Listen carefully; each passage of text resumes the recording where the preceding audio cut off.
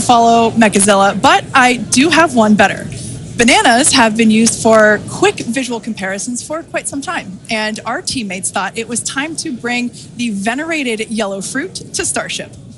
Today we're flying Starship's first ever physical payload, which is, as you might have guessed, is a banana. That's a live view inside Starship, and if you look closely, you can see our stuffed banana payload, which is doubling as today's zero gravity or zero G indicator. And while this payload will remain inside the vehicle at all times and will not be deployed today, it did give us a chance to do a test run of payload approval processes with the FAA. And that's something that we're hoping to do next year if we start flying our first Starlink satellites on Starship. Godspeed, banana.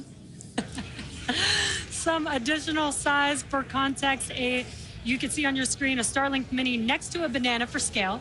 And to get an even better sense of how big Starship is, let's take the average size banana next to the average size human, which is about 2 meters high. Towering over our average human is the length of the Millennium Falcon, which comes in at 35 meters. Our Falcon 9 rocket with the payload fairing attached is double the size of the Millennium Falcon at 70 meters, and nearly twice the size of that is the fully integrated Starship at 121 meters tall. The ship is about 50 meters, and the Super Heavy booster alone stands 71 meters tall. And we do have plans to make the ship and booster even taller in the future. And yeah, it might be hard to imagine that because it's pretty big already. Now, Starship's first stage has a diameter roughly 2.5 times that of Falcon 9. And as you can see on your screen, with 33 much larger Raptor engines. I love this view. This is looking up at the aft end of Starship there at the engine bay. Now, moving up the rocket, the ship features 6 Raptor engines, 3 sea levels, and 3 vacuum engines, which are optimized to operate in the vacuum of space. The ship is designed for vertical takeoff and landing on any hard surface, like the surface of the moon, for example. This ship is also outfitted with 4 flaps to help aerodynamically control the vehicle's attitude during atmospheric flight and enable a precision landing. To reach full reusability, the ship must survive re-entry not just once, but multiple times. It took the teams at SpaceX about 3 years to develop the heat shield on Starship, and development for improvements is still ongoing. The ship's heat shield is composed of thousands of hexagonal ceramic tiles designed to insulate the vehicle during atmospheric entry, where temperatures can be as high as 2,600 degrees Fahrenheit or over 1,400 degrees Celsius. The tiles are something we iterate on every flight test as we build towards a heat shield requiring no refurbishment between flights to unlock rapid reuse. And the teams have actually already begun testing the heat shield tiles in environments simulating Mars atmospheric entry conditions, which we'll see more of in just a few minutes. You know, slightly different than coming back to Earth. Just slightly different. And in between the first and second stages is our hot stage, which we saw in action on flights 2, 3, 4, and 5. So let's recap that last flight to understand what we accomplished and how that's changing for today's flight. On October 13th, Starship successfully lifted off at 7:25 a.m. Central Time from Starbase, Texas. A gorgeous sunrise ascent that was fairly quickly followed by the hot stage separation maneuver, which we see here, as well as on multiple previous Starship flights. The booster then performed a flip maneuver, boost back burn, and then we jettisoned that hot stage, which you see there. The booster then performed its boost back burn, which brought it back on a trajectory to the launch tower, back to the Gulf Coast. We can see here the booster descending through the Earth's atmosphere. It broke the sound barrier again as it was coming back through. Those Raptor engines relit, and then the moment that made us all lose our minds, the booster came back for a successful first ever catch by the chopstick arms back at the exact same launch tower that it launched from. It was insane. As you can see, we all went bananas. And you did too, probably. Thousands of distinct vehicle and pad criteria had to be met, and thanks to the tireless work of the entire Starship team, we succeeded on that first attempt. And while that all was happening, ship was continuing to coast towards the Indian Ocean. It executed an excellent coast, made its way down through re-entry, relit its engines, did that flip maneuver, relit its engines for landing burn, and then splashed down into the Indian Ocean. Now, that whole flight test concluded that splashdown 1 hour, 5 minutes, and 40 seconds after launch. Starship's fifth flight test was one of our most ambitious yet, and as we work to demonstrate techniques fundamental to Starship and Super Heavy's fully and rapidly reusable design. And I think I speak for all of us when I say that seeing the catch for the first time was an extraordinary moment for the entire SpaceX team. We've seen a lot of wild firsts here, but that was truly an epic moment in time. Yeah, we're not forgetting that anytime soon. Certainly one in the history books. Now, today's mission profile is very similar to Flight 5, but there are some differences that we've incorporated as we prepare for future reuse. About 20 minutes from now, Super Heavy will ignite its 33 Raptor engines and lift off from Starbase. About 2.5 minutes into flight, the booster will separate from the ship in a hot stage separation, and we've seen that occur on multiple flights, including Flight 2, 3, 4, and 5. About 2 seconds after that burns, we'll jettison that hot stage. The booster will perform its flip and boost back maneuver, and we will once again look to return the booster to the launch site for a catch by the tower's chopstick arms. And once again, we will only attempt that if both the booster and tower are healthy after launch. We were successful last time, but we should emphasize that this process is still very new, and this is still just a test, so success is very far from guaranteed today. It's always a possibility that we'll lose the vehicle. It's a contingency that we always plan for. Yeah, exactly. Now, while the booster is doing its job, the ship's 6 engines will remain lit for a few minutes before shutting down and then going into the coast phase. The ship will coast for a total of about 40 minutes or so, reaching a peak altitude of approximately 213 kilometers. Now, one additional objective for this flight during coast is an in-space burn using one of ship's Raptor engines. Doing a burn while in space will build confidence that we can do deorbit burns, which is a key capability for upcoming orbital missions.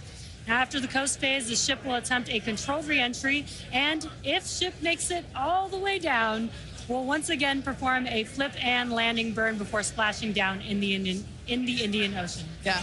Now, there are some notable changes to our entry plans for this flight, and they will intentionally push the ship to and very likely beyond its limits.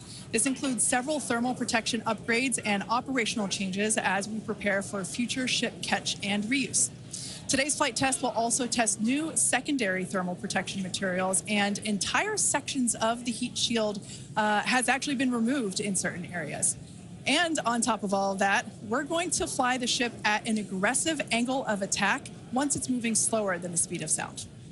Now, this means we'll be flying nose down instead of our usual belly flop orientation during final descent. This will no doubt stress the limits of the flap's ability to maintain control, but it will be a chance to get real flight data on what our limits actually are. So, to put it as bluntly as possible, do not be surprised if this is not a smooth flight to splashdown today. We are intentionally looking for how far we can push and discover the vehicle's true limits as we plan for future ship return and catch. And even though ship recovery is not expected today, the telemetry and data we receive all the way to the end is what we're looking for and what will help us get to a rapidly reusable Starship of the future. Now, just like Flight 5, one of our objectives for Flight 6 is attempting to return the booster to the launch site to be caught by the tower. The booster for this flight has upgrades to add redundancy across its propulsion system, increase the structural, as well as increasing the structural strength in a few spots. We've also implemented a few changes across both ship and tower to try and speed up the post-catch timeline. Returning vehicles to the launch site leverages the same hardware that we use for stacking ahead of flight, making our infrastructure multi-purpose. And in order for us to achieve that rapid reusability that we keep talking about, we need a quick turnaround. And you can't get much faster than returning the launch vehicle right back there to where it needs to launch from again. Exactly. In this video, you can see our original render of booster catch alongside the actual footage of catch from Flight 5. This video is just mind-blowing to see the predicted versus reality. And just like the last flight for today's booster catch, there are thousands of criteria that need to be met in order to proceed with catch. Automated checks have to indicate we have a healthy booster and a healthy tower, and the flight director must issue a manual command, which is informed by manual checks from the flight control team. If this command is not sent prior to the completion of the boost back burn, or if automated health checks show unacceptable conditions with Super Heavy or the tower, the booster will default to a trajectory that takes it to a landing burn and soft splashdown in the Gulf of Mexico. I remember when we first heard the call out that tower was go for catch on Flight 5, and wow, I still get goosebumps when I think about that moment. Now, for today's test, just like Flight 5, we're only going to catch if everything on the booster and the tower checks out after launch. As always, we accept no compromises when it comes to the safety of the public and our team. And so to that end, the area around the pad and the flight path are cleared in advance. A lot of things have to go right in order to line up the booster catch. So if all criteria is met, we will attempt to catch, but there is a chance that we may not. Either way, we'll be getting tons of in-flight data, which is extremely valuable. Exactly. That first catch was pretty epic, though. So like you, we'll be keeping our hopes high to see another one this afternoon. Now, Dan, you got to see it in person last time. Are you mentally prepared for a possible round two? I mean, probably not. That was pretty hands down the coolest thing I've ever seen. And the fact that we're going to do that every time now breaks my brain a little bit, but it was absolutely incredible. One of the unique aspects with Super Heavy coming back is it does generate a sonic boom. This is something commonly associated with reusable spacecraft. It's coming in faster than the speed of sound and then slowing down. It creates that pressure wave that builds up, and then when it reaches you on the ground, that rapid change in pressure is that quick thunderclap sound that you hear. Now, generally, the only effect is that thunderclap sound, but if you're not expecting it, it's definitely going to get your attention, and we were able to hear it last time. The impact or how loud it is changes pretty dramatically. And in this video, you can see as we were descending, and there was kind of that quick triple pop that you heard. Now, that was picked up from closer to the pad. Most people at our distance and further away, you're only going to hear one or two as they're happening kind of so on top of each other that it might just sound like one big bang. But as I said, that's something that's only associated with spacecraft being reused. We hear it with Falcon 9. We heard it during Shuttle, and looking forward to hopefully hearing it today. Just a quick status check, though. We're about 85% full on ship, almost 2/3 of the way full on booster, continuing to count down about 13.5 minutes, a little under that, until we lift off today. But still looking good. I'll check back in with you guys in a few minutes. Back over to Jesse and Kate. Thanks, Dan. Yeah, I think Dan said it really well when it really does hurt the brain to think that this is going to be the norm, that this is just the beginning. Every one of these flights is a step closer to a fully operational Starship that will take us beyond Earth orbit. And with our pace of rapid iteration here, the Moon and Mars are not nearly as far in the future as you may think. In fact, we're planning to send Starships to Mars as soon as 2026. Which is when the next Mars transfer window opens, which is under 2 years from now. Now, you might be familiar with the Starlink logo, which you see there on your screen. It's an iconic representation of the Mars transfer orbit, also called the home and transfer orbit. This transfer window, or the time between the time when Earth and Mars are closest to each other, opens every 26 months and is only open for about 2 to 3 months at a time for a vehicle with Starship's power. Lining up a launch to Mars is similar to how we launch to the International Space Station, where we time the launches to match the station's orbit. If we didn't do this, we would need more propellant and more time to get there. So the first opportunity we have to fly Starships to Mars, we plan to go for it. These first flight tests to Mars will be uncrewed and will test the reliability of landing in tech. If those landings go well, the first crewed flights will soon follow after that.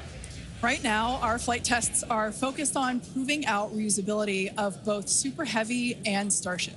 In 2025, we'll continue that focus while also potentially flying our first Starlink missions and demonstrate capabilities central to our role in taking astronauts to the moon as part of NASA's Artemis program.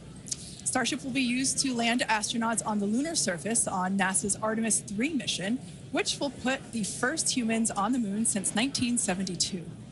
One key capability will be the ability to refuel Starship on orbit, which you can see there on your screen, with a Starship prop tanker docked with a fuel depot. Next year, we're planning to test this capability by launching 2 Starships and having them meet up to transfer tons of cryogenic propellants. Now, when the time comes to land on the moon, Starship will link up with NASA's Orion spacecraft in lunar orbit, where astronauts will transfer over for their descent. Now, once on the lunar surface, they'll ride the elevator down in their Axiom EMU spacesuits from Axiom Space and leave the first footprints on the moon in more than half a century, kickstarting humanity's mission to establish a sustainable presence there. And coming soon to a moon base alpha near you, Starship Enterprise Edition. That is so exciting, and all the advancements that are going to come in order to enable all of that. Now, our rapid iterative development approach has been the basis for all of SpaceX's major innovative advancements, including Falcon, Dragon, and Starlink. Today, we're testing hardware and systems, and we need to know how they perform under the most extreme conditions. And what's more extreme than the flight environment? We'd much rather find the bugs and limits now during testing than later on when there's more on the line.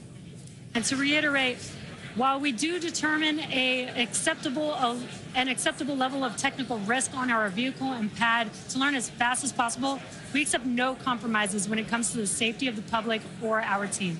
So all that to say, this is only the 6th of many future flight tests of Starship before it becomes fully operational. And we tend to do our testing out in the open, just like today. And that means people sometimes see when our hardware doesn't perform as we planned during that testing. And that's okay, because this is exactly what we are testing for, to physically see if hardware performance matches what we expect it to do or not.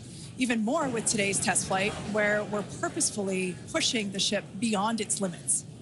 Starship development is also being aided by Starlink space-based connectivity. You might remember the Starlink panels that are incorporated into Starship, and you can see them there on your screen, those rectangular panels on Starship's nose cone.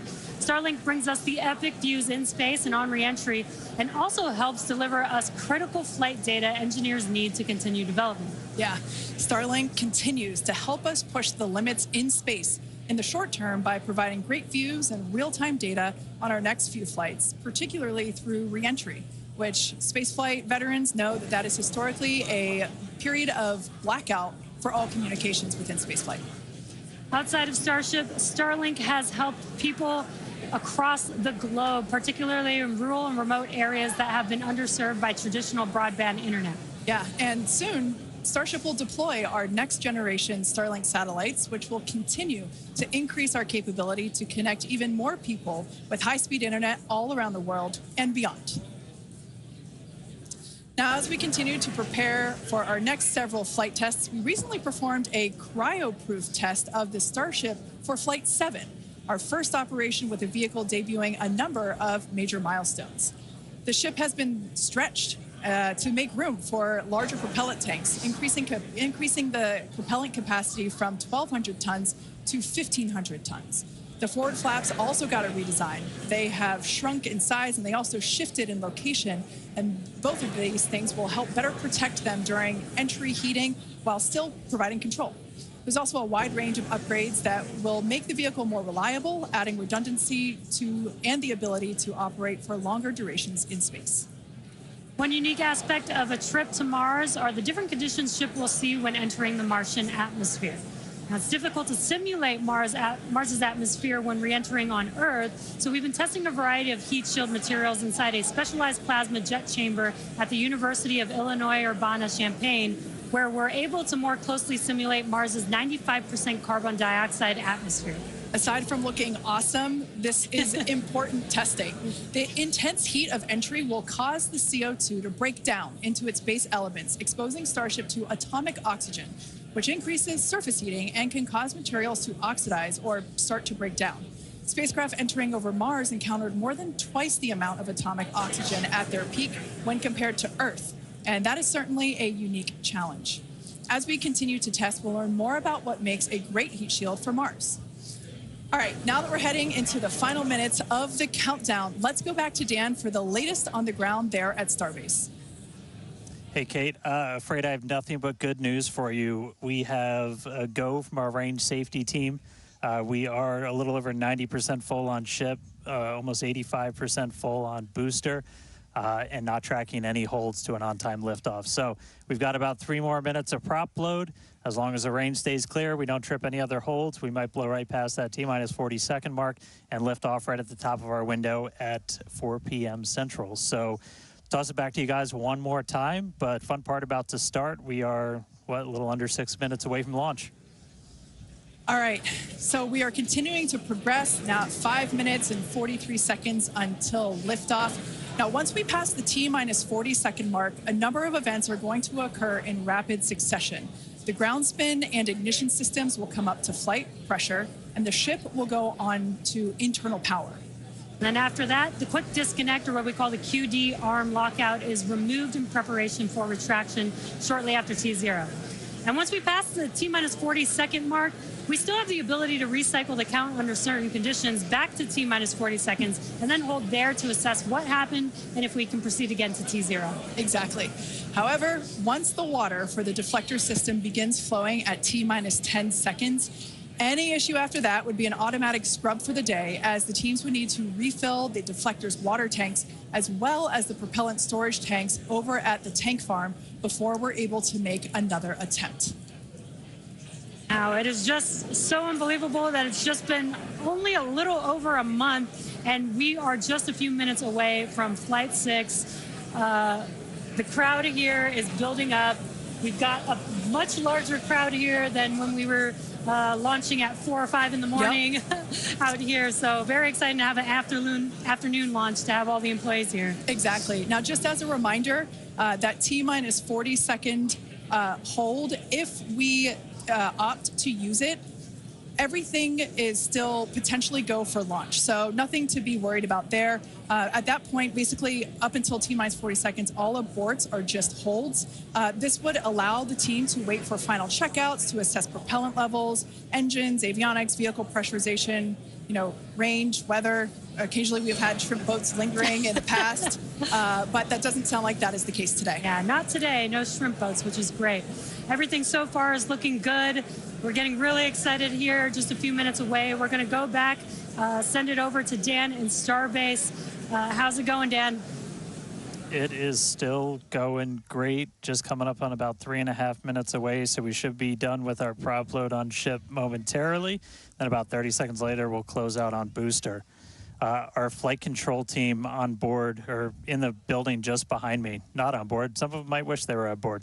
Flight control team in the building behind me, they're going to have a lot of work to do right after we lift off, as we still have a lot of manual checks that happen on the tower prior to the flight director, who's going to be Tristan Pierce again today, giving a manual command to bring the booster back to the launch site. And the tower did just incredibly well on the last flight. We didn't lose any of our required redundancy for a catch, so we're hoping to see that again today. A lot of the team, really putting armor on the tower, making all of those things work, played a huge role in making that catch possible, and looking forward to hopefully seeing that happen again. And of course, sending our first payload to space. You can see the banana. It's very tightly secured, but I assure you it does have some room to float around. So once we're in a zero gravity environment, we should see our first Starship zero gravity indicator putting on a little bit of a show. And that's looking right in. That's where we're going to have Starlinks. That's our PEZ deployer. So getting its ride to space. So coming up on about 2.5 minutes, we are closing out on all of our prop load. Yep, just heard that our fill drains are starting to close, so that means we're no longer going to be flowing propellant into the booster and the ship. We're going to do what's called pushbacks. So all of that propellant in the ground systems is going to get pushed back to the tanks, clear out everything around the pad right before we light those 33 engines and take off. Just quick reminder, you're going to see fire start at the bottom. You're going to see the deflector start at about 10 seconds before launch. Lots of water to help dissipate all that heat, all that sound. And then the engine starting up in 3 different groups. And then about a second after T0, we should see liftoff. About 2.5 minutes into the flight, a little bit longer, we'll see hot staging. And that's when we're going to be listening really close on those loops to see if we're going to be bringing the booster back for a catch today. Do always want to caution, it's never a guarantee. We've done this once. We'll see if we do it again. We're only going to do it if the booster and the tower are looking really good before we attempt to bring it back here. But Coming up on a minute, not tracking any holds on the board right now. So as long as we don't have any last second things, which do happen. All right, flight director just confirmed T-minus 1 minute.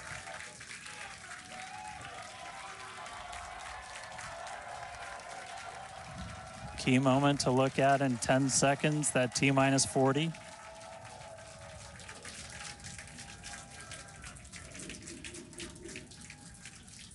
And we flew right through that.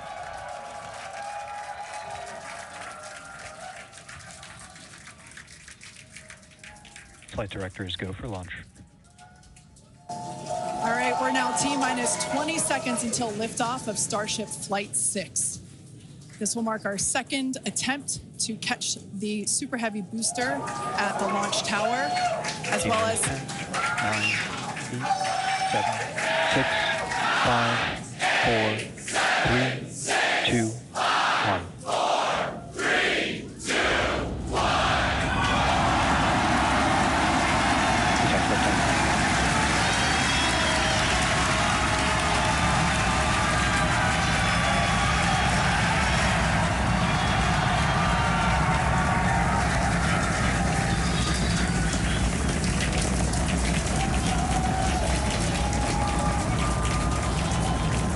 Vehicle is pitching downrange. Booster Raptor, chamber pressure nominal.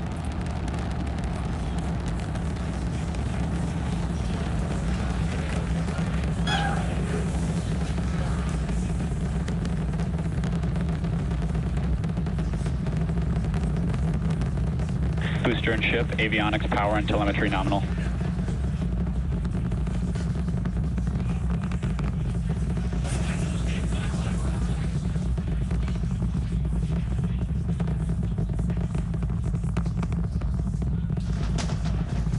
All right, we're just a little over a minute maximum into flight. Dynamic pressure. We're about 6 miles away, so all the sound's still hitting us here. Hearing good call-outs that power telemetry nominal, that's flying straight and true. We do see all 33 Raptor engines lit up on telemetry screens. At this point, we've passed through that point of maximum aerodynamic pressure, that max Q. Now, coming up in just a little over a minute from now is going to be hot staging. So we're going to see the 6 engines on the ship ignite while still attached to the booster. Just before that, we'll see all but 3 center engines on the booster shut down. In what we call MECO, it's most engines cut off instead of main engine. And so while we continue to watch it go up, a lot of our flight controllers looking at all the systems around the tower. Again, we have to send a manual command. Just about 30 seconds away from hot staging.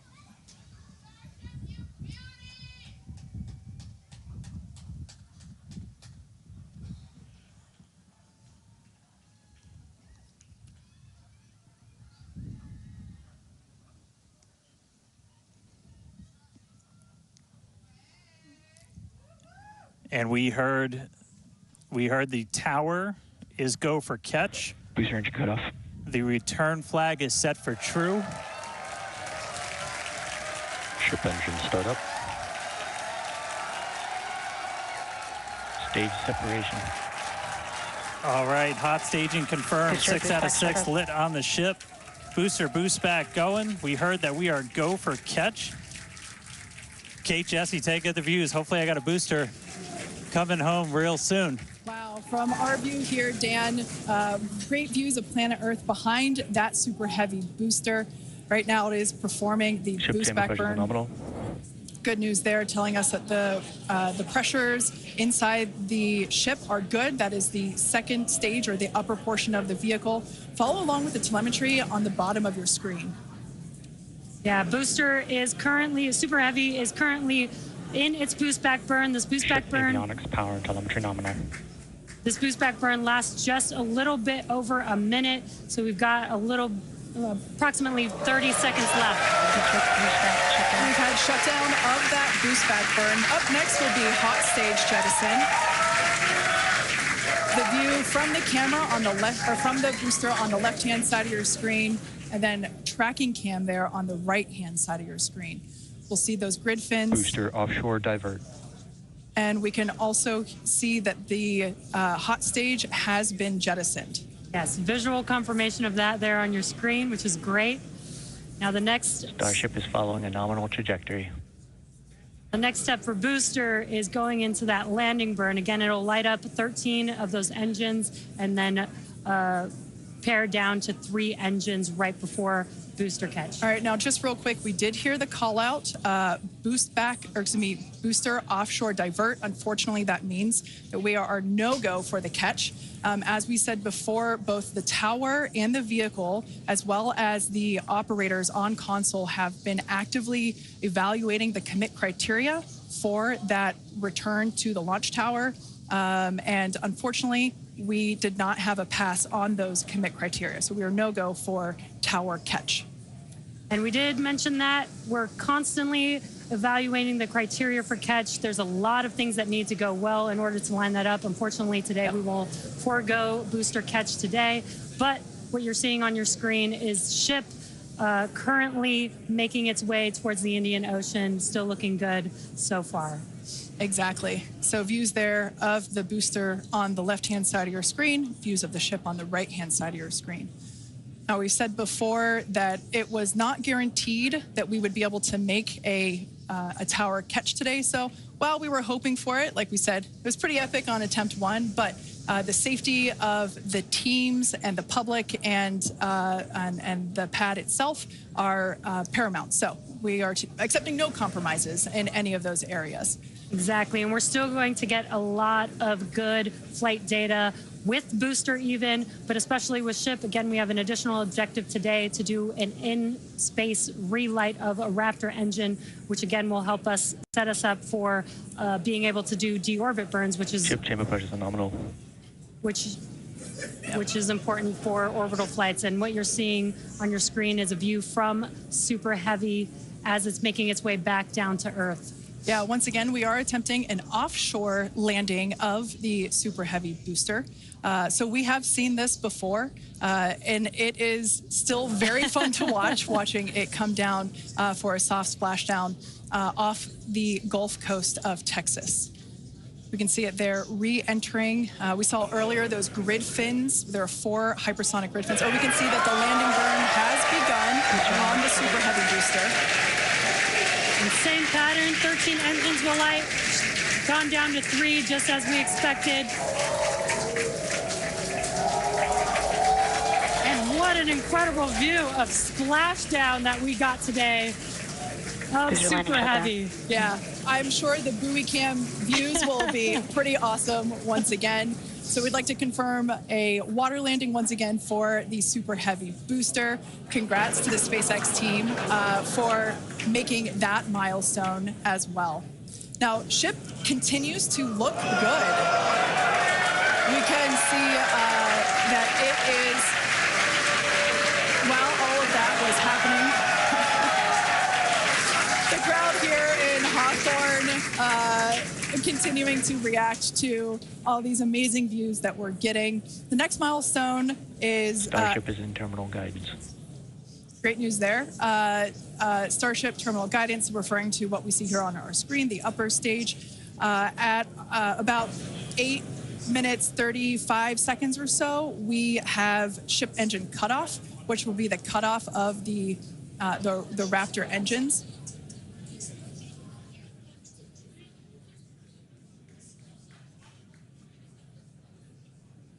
We can see on our screen ship giving us some incredible views brought to us by Starlink.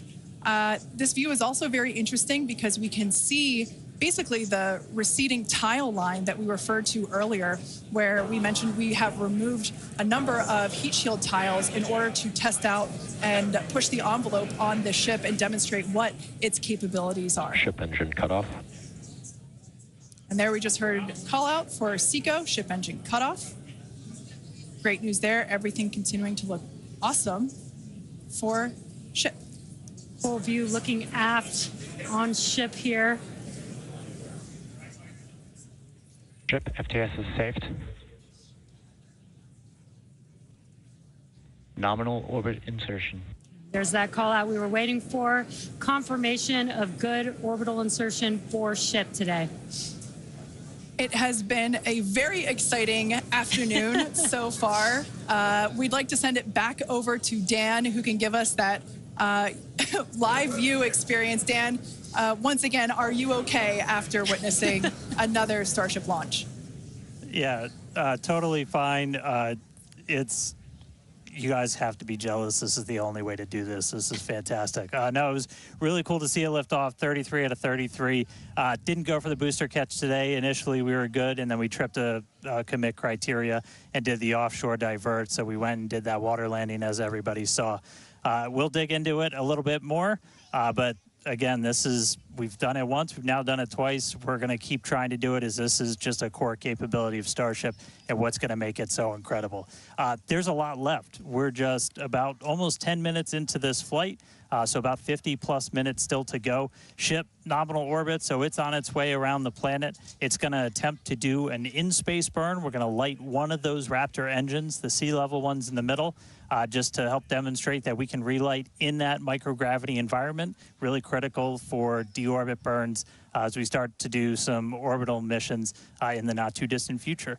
And then following that, we'll see a ship entry, maybe a splashdown. As you guys said, we're really going to be pushing ship on this one. We're pretty much intentionally putting it in places where we expect it might not do so great, and all that's to try and help us learn, see if we were a little too conservative, and then maybe that opens up more capability for when we start catching them. But I'll check back in with everybody in a little bit.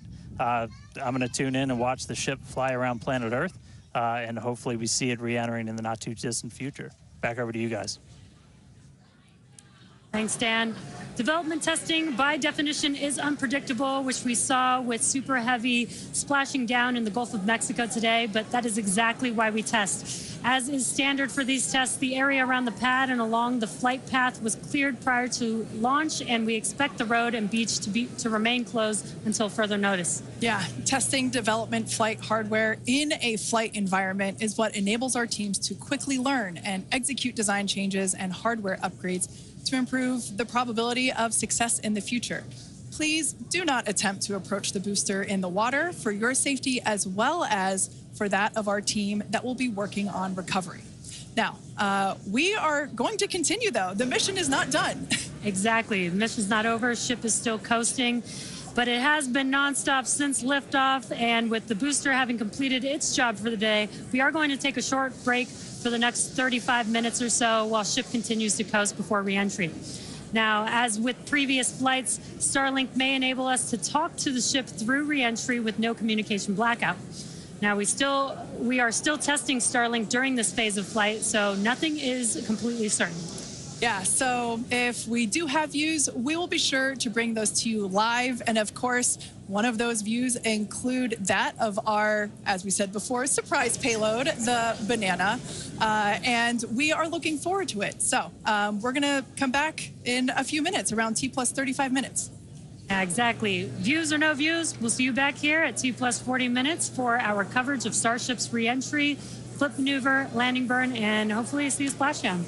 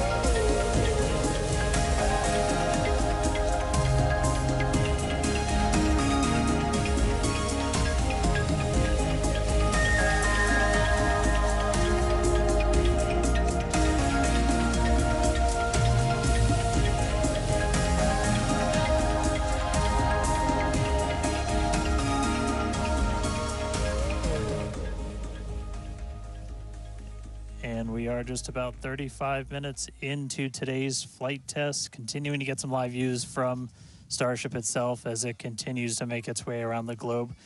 We are coming up on what we will hopefully see is our in-space relight demonstration. This will be firing up one of those 3 sea-level Raptors on the very aft end of the ship and essentially reigniting it while we're in that microgravity environment in Earth orbit.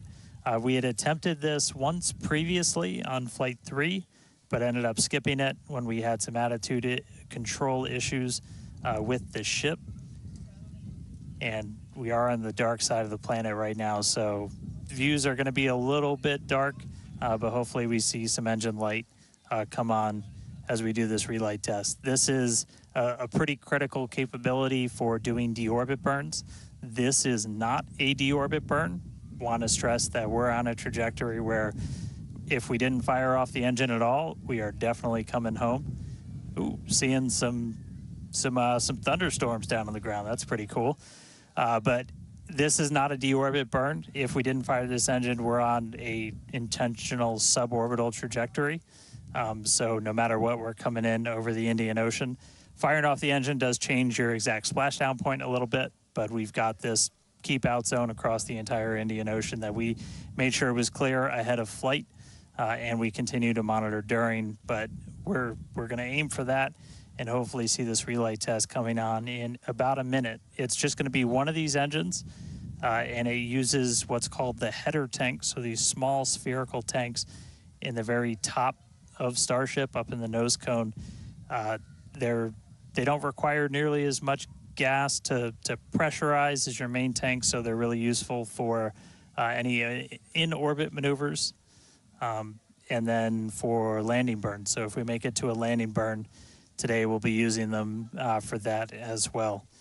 So we should be coming up in just about the next minute. Should be under a minute now away from that expected ship burn. And again, we've relit Raptors pretty frequently. We just did it with the landing burn and that boost back burn on the booster, and we've done it on ship landing burns. We just haven't done it in this microgravity environment where your propellant management and a lot of other things are different as you're not weighed down by the force of Earth's gravity.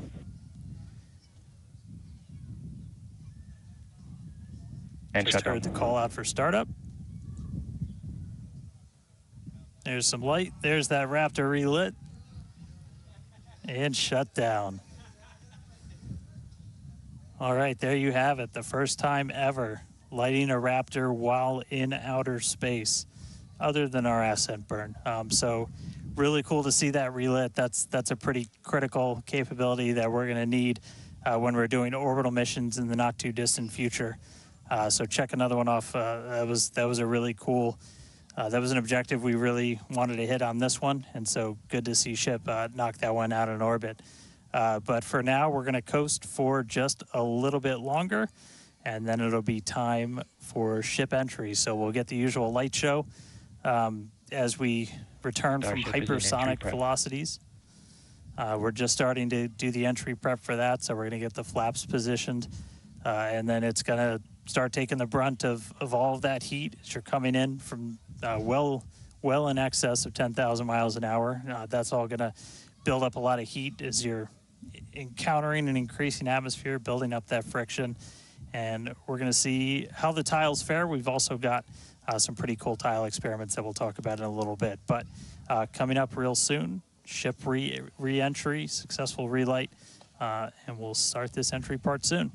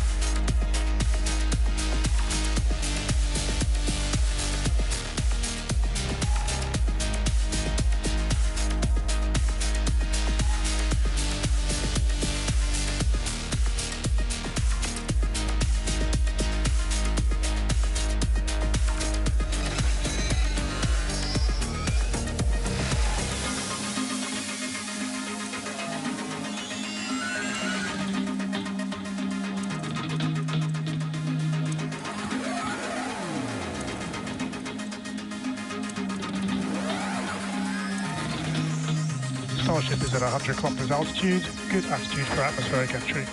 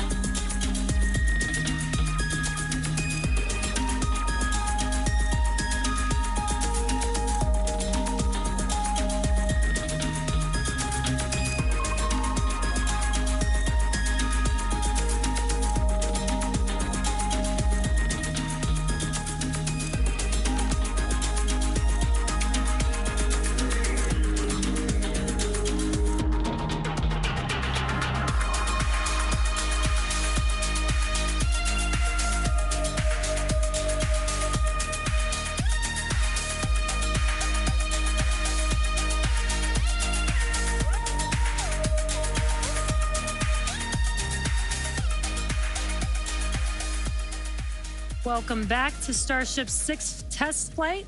It has been an exciting day so far. We lifted off from Starbase at 4 attempt today when strict criteria were not met, and the Super Heavy booster executed a planned divert to a landing burn and soft splashdown in the Gulf of Mexico.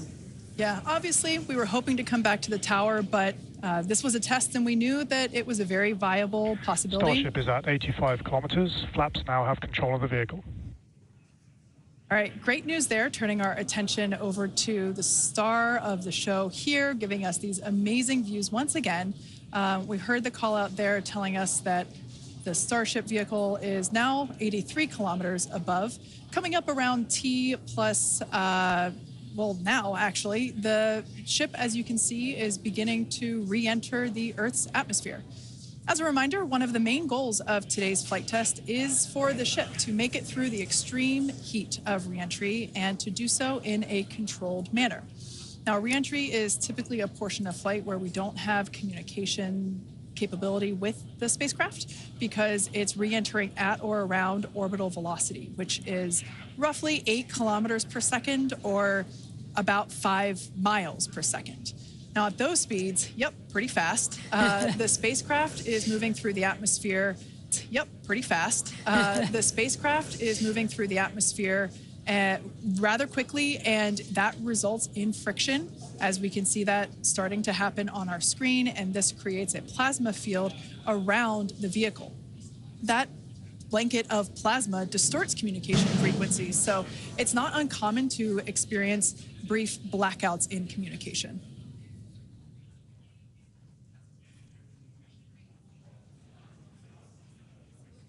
Starship is approaching the peak heating phase of entry.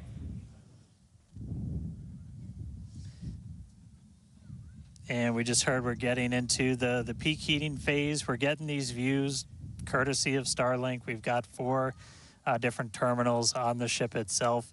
It's what's really allowed us to get real-time data during what's otherwise been just a mystery box, essentially, for spacecraft design, where when you're re-entering through the atmosphere, at least getting anything in real time hasn't ever been possible before. But we're able to not just get these views, but real-time telemetry from the ship as it's coming through. Do really want to stress that we are really pushing the ship today. The heat shield is not in the same configuration as it was last flight, where we had a team of ship techs do just an otherworldly task, replacing the entire heat shield, thousands of tiles, installing a backup ablative, and that pretty much set us up to do a pinpoint landing on Flight 5. We did not do that with this one. We have some backup in those really sensitive areas around the flap, but this is an older generation heat shield. And knowing we weren't going to do that, we even went and removed some extra tiles. There are some missing tiles on the nose cone where we're testing some backups. There are some steel-covered tiles in a couple of different spots, and there's also a whole lot more steel of the ship showing. As you guys talked about, we gave it a little bit of a haircut, couple hundred tiles trimmed off the sides, and that's where we might have catch fittings in the future. But color's starting to come in, so it looks like things are going to start heating up, Kate and Jesse. Yeah, fun fact, Dan, we actually removed 2,100 heat shield tiles from Starship in order to basically present that necessary receding line, which you kind of can see there in your view. Think back to previous flights. The heat shield line came up further on the vehicle, and just like Dan said, we want to test the vehicle beyond what we think it is capable of carrying based on our simulations and calculations. So once again, to just be super plain, don't be surprised if we see some wackadoodle stuff happen here. We won't be. There are a number of things that we are testing out intentionally to see what the ship can take. Yeah, exactly. And knowing what those limits are will really help us design the vehicle of the future. Essentially, removing those tiles helps us remove a lot of weight from the vehicle, a lot of things that might potentially need refurbishment in the future.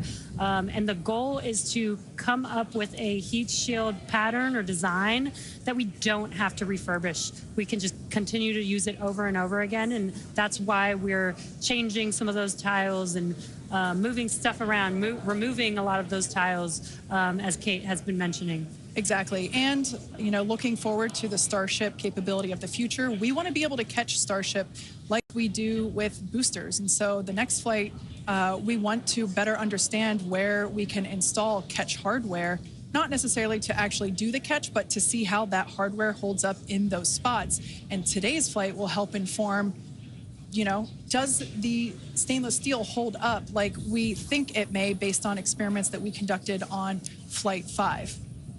Now, continuing to look, amazing views. Yeah, Dan, go ahead. Oh, I was just going to say, like, there's so much on this flight that we're doing to try and, you know, make all the ships that we're about to start flying even better, just really understand what their capabilities are going to be. We've got kind of the next-gen ship lined up for Flight 7. It's got all of those heat shield upgrades and everything. And one of the things that we're going to be doing that's most interesting, and one of the reasons we wanted daylight, is we're going to be flying pretty aggressively as ship comes in. We're going to be kind of nose down, and we've done it in wind tunnels. We've done it in simulations. You might see the flaps really flapping around trying to control the vehicle. We're betting we might have a little bit more capability than we think in just the analysis, but always a chance that bet doesn't pay off. But that just helps us know, like, what are our Starship limits. is now halfway through the peak heating phase of entry. Sweet. Halfway there. Halfway home, guys. Yeah, and if you guys, again, can follow along with the altitude and the speed of ship as it's making its way back down to Earth, bottom right-hand corner of your screen, speed is still going really, really fast. Again, as it gets closer to Earth, we'll see that altitude drop a little bit faster. It's kind of dropping pretty slow right now. And again, as we get closer and closer to literally the surface of the water, then we'll start to see that speed pick up. And if we can make it through this re-entry, we will attempt to do that flip maneuver once again and splash down in the ocean. Exactly. Like we've been saying, we are testing beyond the perceived limits of the vehicle. We want to go learn more about the ship, and this is a great opportunity to do that. So really pushing the flight hardware in a flight environment to help inform these future designs. As we've mentioned, it has a different heat shield. This heat shield is not the same generation as what we flew last time. This one is one generation older. So we are also testing out new secondary thermal protection materials. So basically, like if the heat shield isn't in this one spot, can this other material protect the metal is the thinking there. Also checking of the ship's structural strength in those areas where we're looking to add that ship catch hardware just to see if it survives entry.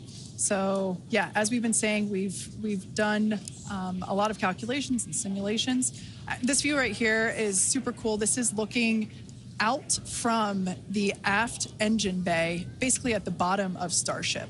Then on the center left-hand panel, if you will, we have one of the forward Starship flaps, so one of the flaps located at the top of the vehicle. Underneath that is one of the aft end flaps, like the one that we see in the main picture there on the right-hand side of your screen. Now, these views as the vehicle continues to enter the Earth's atmosphere, drawing a crowd once again here at SpaceX and Hawthorne as folks tune in as the mission continues on. Now, the next event that we have coming up, we should hear the call out that the vehicle is transonic around T plus 1 hour and 2 minutes or so. That means that the vehicle is traveling near the speed of sound. We say near the speed of sound because there are certain parts of the vehicle where airflow is going faster and other parts where it's going slower. So it kind of teeters there on the brink of the speed of sound. So once we have equal flow on all parts, then we'll hear it's subsonic. Yeah, and almost real quick, almost a reverse of, I'm sorry, Jesse, almost a reverse of before. We see the Earth starting to come into view. We've got sunrise there over the Indian Ocean. So this is going to look different from any of the re-entries we've had before. And it was specifically so like we get as much daylight as possible to see how ship does this. Over to you, Jesse. Sorry about that. Dan, great minds think alike. That's exactly what I was going to point out, is that we're getting a lot clearer view of the Earth in the background with the different temperatures that we're seeing with the different colors of that plasma around the ship, which is really, really cool to see. Again, we are pushing the limits of ship today, but so far everything is looking pretty nominal. We'll see how the next few minutes goes. Yeah. Like we've said before, don't be surprised if this is not entirely smooth sailing all the way down to the ocean's surface. Similar to Flight 5, we are targeting the same splashdown location in the Indian Ocean, but we are not expecting to recover the vehicle. Right, and we were getting some glimpses of the flaps. The flaps so far are looking pretty good. We're not seeing any burn through. There's those flaps again. In that hinge area, which is our most concerning area there. That's great news for us for now. Again, the next few minutes could change as we continuously push those limits. Yeah, once we slow down a little bit, once we're subsonic essentially, so I think that's about 1,200 kilometers an hour. Once we're down below that, that's when we're going to kind of dip our nose down and get that more aggressive angle of attack. Normally, we're just belly flop right into the water, pretty much that position. But if we're going to be able to do return to launch sites, we're going to want to be able to fly with a little bit more of an angle of attack, get you a little bit more range as you're coming through. And so this'll be just a test to see quite how far can we push it. And obviously we're going to do these kind of tests way out here in super remote areas before you ever try to bring a ship back to a place like Starbase. Starship remains on a good entry trajectory. External temperatures are coming down. All right, great news there. That tells us that we are through the phase of peak heating. So we are expecting these temperatures to continue to come down. Once again, we are targeting a soft splashdown in the Indian Ocean. Off the northwest coast of Australia. We can see these beautiful views of planet Earth coming in. Yeah, this is very different, where we had nighttime views of the ship as it was re-entering. And now we've got daylight. It is about an hour or so after sunrise there in the Indian Ocean. So pretty cool to see this.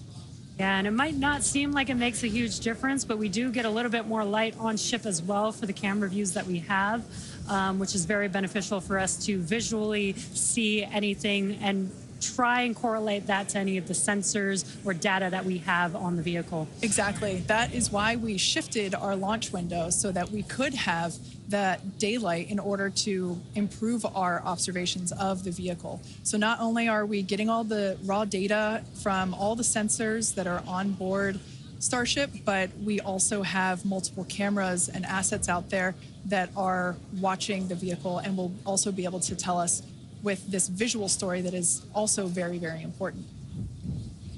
And as we get down a little bit lower, the Raptor engines are in their chill phase right now, so just essentially getting them primed to turn on. We're going to use those 3 center engines to do a landing flip and then a landing burn. So we'll come down kind of in that slightly pointed down belly flop and then fire off those engines to flip us around and then do that final landing burn. That should be coming up in just under 5 minutes from now. And then hopefully we start hearing some call outs on transonic and subsonic as we slow down. Again, once you hear Starship as subsonic, keep a close eye on the flaps. They're going to be working overtime essentially to maintain control of the ship as we get a little more aggressive with this.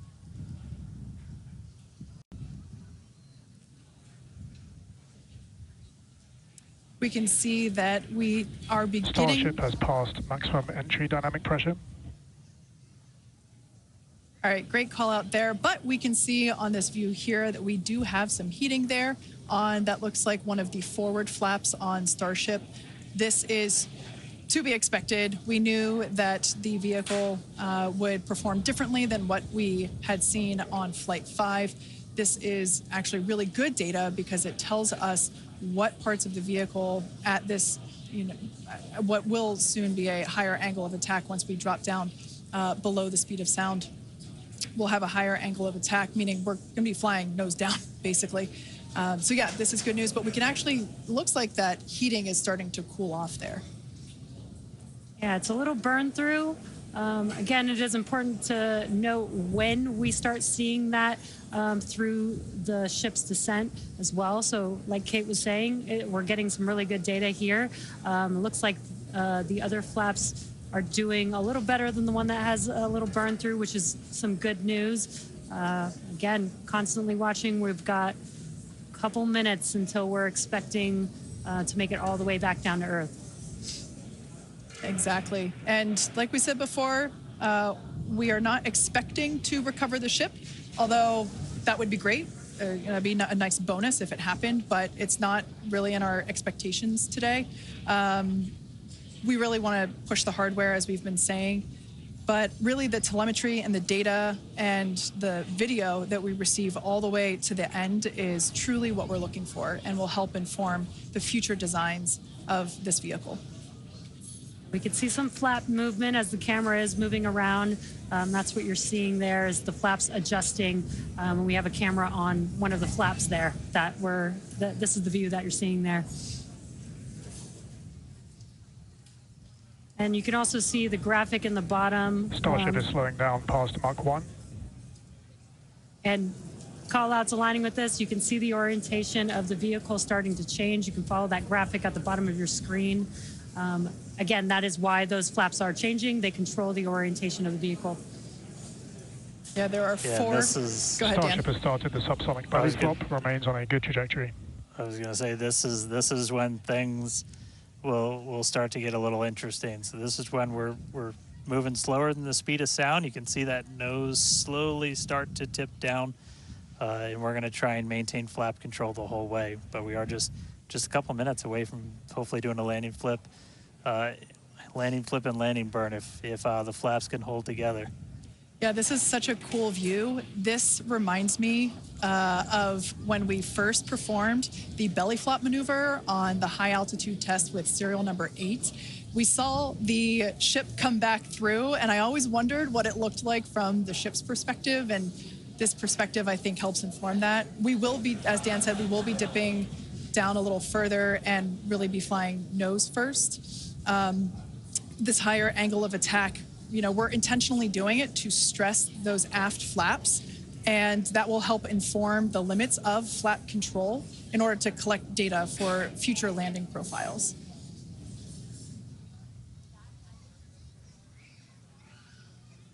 I mean, we're looking good so far. We've just got about 5 kilometers in altitude to go.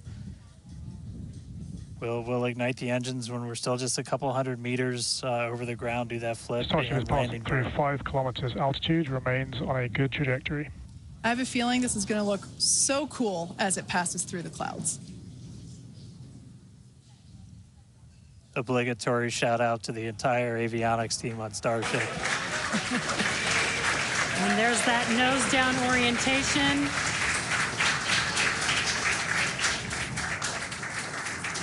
Now the Raptor engines will relight and help flip the booster back up. This is a more severe flip given the orientation.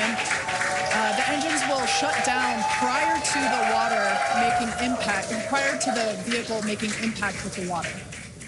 Our ship is doing great so far. There's those engines relighting. What a great reorientation by Starship. Wow. All 3 down to 2 into the water. Starship has landed. Wow. And we have ship splashed down in the Indian Ocean. Some awesome buoy cam action here. Daylight views. Incredible. We really pushed the limits on shipping and made it all the way back down to Earth. I am shocked, to be honest. I think many folks are. The fact that it survived all the way through while flying a lesser gen heat shield is just absolutely incredible. And turns out the vehicle had more capability than our calculations predicted. And that is why we test like we fly. Exactly why we do that. And those views were absolutely incredible to watch. Because of Starlink, we were able to get the views all the way down, as well as the buoys, seeing ship touchdown in daylight. So cool, so cool. Now we want to, unfortunately, wrap up the show. Yeah, exactly. We'll say congratulations to our teammates at SpaceX and to everyone who supported the Starship program. And thank you to all of our future customers for your support. We'd also like to thank the people of Cameron County, Texas, as well as the Coast Guard, the Federal Aviation Administration, the Government of Mexico, and the Australian Space Agency. Now, be sure to...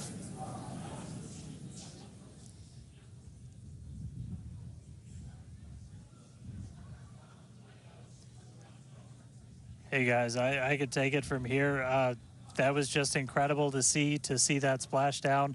As you said, thanks to everybody that took such a huge part in this. Everybody here at Starbase that's worked on this program, just really pouring your lives into it. Great to see another booster lift off. We'll catch it the next time. Great to see ship in the water.